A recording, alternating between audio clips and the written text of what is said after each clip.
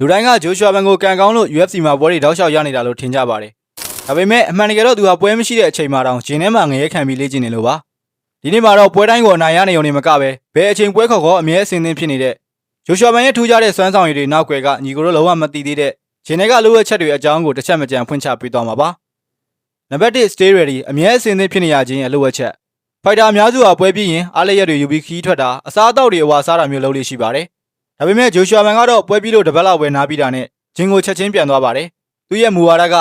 stay ready so you don't have to get ready အမြဲအဆင်သင့်ဖြစ်နေရင်ပြင်ဆင်နေစရာမလိုတော့ဘူးလို့သူကယုံကြည်ထားတာပါ။သူဟာပွဲရှိမရှိခန္ဓာကိုယ်ကို80%ရာခိုင်နှုန်းအမြဲအဆင်သင့်အနေထား peak condition မှာရှိအောင်ထိန်းထားပါတယ်။အကြီးမားဆုံးအားသာချက်ကတော့ weight ထိန်းတာ weight management ပါပဲ။ပွဲမရှိတဲ့အချိန်မှာတော့သူရဲ့ weight ကိုပွဲထိုးမဲ့ weight နဲ့တိတ်မကောအောင်ထိန်းထားတာကြောင့် UFC ကနောက်တစ်ပတ်ပွဲထိုးရမယ်လို့ဖုန်းဆက်လာရင်သူကငါအဆင်သင့်မယ်လို့ရဲဝံ့ပြန်ပြောနိုင်တာပါ။ဝိချရတဲ့ဒုက္ခကသူ့အတွက်တခြားသူတွေလောက်မပင်ပန်းတော့တာဟာသူ့ရဲ့ပွဲထိုးဖို့အဆင်သင့်ဖြစ်နေရခြင်းရဲ့တော့ချက်ပါပဲ။နံပါတ်1ကာဒီယိုကင်းဖြစ်လာစေတဲ့တနေ့3ချိန်ငရေကန်လေ့ကျင့်မှုဂျိုရှွာဘန်ရဲ့အကြီးမားဆုံးလိုအပ်ချက်ကတော့သူ့ရဲ့မကုန်ခန်းနိုင်တဲ့အမောခံနိုင်ရေးကာဒီယိုပါပဲ။ဒါဟာတခြားသူတွေလိုပစ္စည်းကိရိယာတွေသုံးဆွဲတာမျိုးမဟုတ်ပဲတနေ့ကို3ချိန်တိတိဂျင်းဆင်းပြီးလေ့ကျင့်တဲ့ပြင်းထန်တဲ့စီကန်းကြောင့်ပဲဖြစ်ပါတယ်။မနက်စောစောမှာကာဒီယိုဆွဲခြင်းနေကင်းမှာ wrestling နဲ့ဗန်းပညာကိုအားစိုက်လေ့ကျင့်ခြင်းနဲ့ညနေဘက်မှာ sparring တိုက်ခတ်ခြင်းဆိုတဲ့ဒီတန်တရားကိုသူကနားရမရှိဖြတ်တန်းပါတယ်။ဒီလိုမျိုးခန္ဓာကိုယ်ကိုအစွမ်းကုန်တွန်းပို့ထားတဲ့လေ့ကျင့်ခန်းစနစ်ကြောင့်ပဲပွဲထဲမှာပြိုင်ဘက်တွေအမောဆုပ်နေချိန်မှာဂျိုရှွာဘန်ကတော့အခုလေးတင်ဂျင်းကထွက်လာသလိုမျိုးအားရင်အပြည့်နဲ့လက်သီးတွေတောက်လျှောက်ပြည့်သွင်းနိုင်နေတာဖြစ်ပါတယ်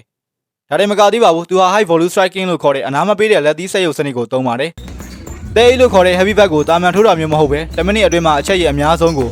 အမြန်ဆုံးတော့ high volume နဲ့တောက်လျှောက်ပြည့်သွင်းရတဲ့လေ့ကျင့်ခန်းပါ။ဒီပြဖြစ်သူကသူ့ကိုတဲအိရှိမှရက်နေခွင့်မပေးပဲခြေလမ်းတွေနဲ့အတူဖက်ချလေလက်ပတ်ထိုးခိုင်းတာကြောင့်သူ့ရဲ့ပခုံးကြွက်သားတွေဟာတံမဏိလိုခိုင်မာလာပြီး3ကြိမ်လုံးလက်သီးအရှိန်မသေးပဲထိုးနိုင်တဲ့အဓိကတော့ချက်ဖြစ်လာတာပါ။နံပါတ်3 wrestling weight ဂျိုင်းရဲ့လူကောင်ကြီးတွေကိုတွန်းလှန်ခြင်းဂျိုရှွာဘန်က fly weight 125ပေါင်ဖြစ်ပေမဲ့ဂျင်းထဲမှာတော့သူထက် weight 20လောက်ကြီးတဲ့ဘန်တာ weight နဲ့ feather weight fighter တွေနဲ့ပဲနဘန်းသက် sparring လေ့ကျင့်တာပါ။လူကောင်ကြီးတွေကိုတွန်းလှန်နိုင်ရင်ကိုယ် weight တန်းကလူတွေကခလေးကစားသလိုဖြစ်သွားလိမ့်မယ်ဆိုတဲ့မူဝါဒကိုသူဆွဲကင်ထားပါတယ်။ဒါကြောင့် UFC ဂျိုဝိုင်းထဲမှာပြိုင်ဘက်တွေကသူ့ကိုလဲချဖို့ကြိုးစားတိုင်းကြောက်ဆောင်ကြီးလိုခိုင်မာနေတာဖြစ်ပါတယ်။နံပါတ်4နီးပြရဲ့ spontaneous sparring နဲ့နီးစနစ်ကိုအလွတ်ကျက်ခြင်းသူရဲ့နီးပြကဂျိုရှွာဘန်ကိုအမြဲတမ်းသတိရှိနေအောင်ဂျင်းထဲမှာရုတ်တရက်စိန်ခေါ်မှုတွေပေးလေရှိပါတယ်။ဥပမာသူလေ့ကျင့်ခန်းလုပ်ပြီးလို့အိမ်ပြန်ကန်ဒီမှကဲအခုပဲ sparring 3ကြီးဆက်ထိုးမယ်ဆိုပြီးဖိအားပေးတာမျိုးပါ။ဒီလိုလေ့ကျင့်မှုတွေကသူ့ရဲ့အုံနောက်ကိုဘယ်အချိန်မှစစ်ပွဲစနိုင်နေဆိုတဲ့စိတ်သက် combat mindset သွင်းပေးလိုက်တာဖြစ်ပါတယ်။တစ်ဖက်မှာလည်းအခြေခံနည်းစနစ်တွေကိုထောင်နဲ့ချီတဲ့အချိန်အထိထက်ကတလဲလဲလေ့ကျင့်ပြီးဘယ်အချိန်ဖြစ်ထုတ်သုံးလို့ရအောင်တွေးထားတာကြောင့်